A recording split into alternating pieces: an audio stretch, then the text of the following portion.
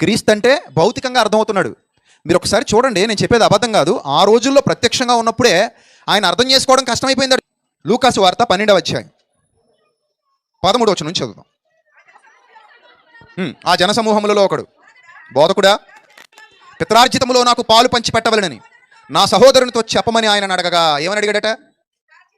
పిత్రార్జితంలో నాకు పాలు పంచి పెట్టమని అడిగాడట. అంటే ఆయన ఎందుకు వచ్చాడో అర్థం చేసుకోలేదు వీళ్ళు. చూడండి, ఎందుకు వచ్చాడు ఆయన, ఎందుకు వచ్చాడు ఆయన, రాకలో గల పర్పస్ ఏంటి, ఆయన ఎలా అర్థం చేసుకుంటున్నావు నువ్వు? అంత చీపుగా అడుగుతావా ఆయన్ని? అందుకే పంచాయతీ ఏంటది?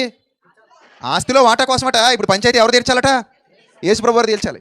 డైరెక్ట్ సీఎం గారి దగ్గరికి వెళ్ళిపోయి, సీఎం గారు మా వీధిలో చెత్త శుభ్రం చేయలేదండి, మీరు కొంచెం చీపురు తీసుకొచ్చి చెత్త శుభ్రం చేసి పోతారా అన్నట్టుంది. ఆయన చేసే పని ఇది. మీ వీధిలో చెత్త శుభ్రం చేయాల్సిన పని ఎవరిది? సీఎందా? సీఎం వచ్చేస్తాడా? నువ్వు ఆయనకి అర్జీ పెట్టుకుంటావా? నువ్వే వచ్చి చేయాలి, మేము నీకు ఓటేసాం, నాకు కుదరదంటావా?